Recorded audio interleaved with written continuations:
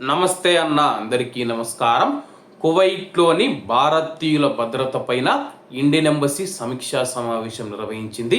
వివరాల్లోకి వెళితే కువైట్లో భారత రాయబారి పరిమితా త్రిపాఠి గారు భారతీయ ఎయిర్లైన్స్ ప్రతినిధులతో వర్చువల్ సమావేశం నిర్వహించారు. ప్రస్తుతం ఈ ప్రాంతంలో ఉన్న భద్రతా పరిస్థితులు, ముఖ్యంగా ఫిబ్రవరి 28 నుంచి కువైట్ ప్రభుత్వం తాత్కాలికంగా ఎయిర్ స్పేస్ను మూసివేసిన నేపథ్యంలో విమానాల పరిస్థితిపైన సమీక్షా సమావేశం నిర్వహించారు. ఈ సమావేశంలో కువైట్ నుంచి భారతదేశానికి వెళ్ళే మరియు భారతదేశం నుంచి కువైట్కు వచ్చే విమానాల ఆపరేషన్లపైన చర్చ జరిగింది.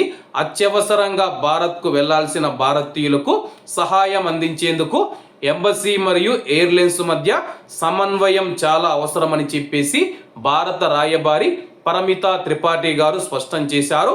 కువైట్లో ఉన్న భారతీయుల భద్రత, రక్షణ మరియు సంక్షేమం ఎంబసీకి అత్యంత ప్రాధాన్యమని చెప్పేసి ఆమె మరోసారి తెలిపారు.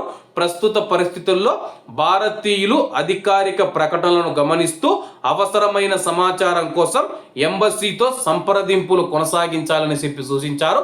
ప్రస్తుతం కువైట్లో ఉన్న భారతీయులు ఎవరైతే ఉన్నారో వాళ్ళ యొక్క భద్రత కోసం ఎంబసీ ఎప్పుడు ప్రాధాన్యత ఇస్తూ ఉంది.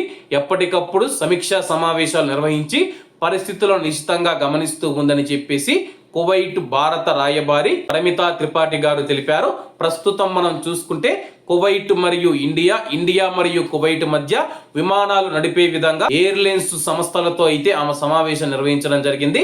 అలాగే కువైట్ దేశం నుంచి పర్మిషన్ రాగానే విమానాలు నడిపేందుకైతే భారత ప్రభుత్వం కూడా సిద్ధంగా ఉందని తెలుస్తూ ఉందన్నమాట.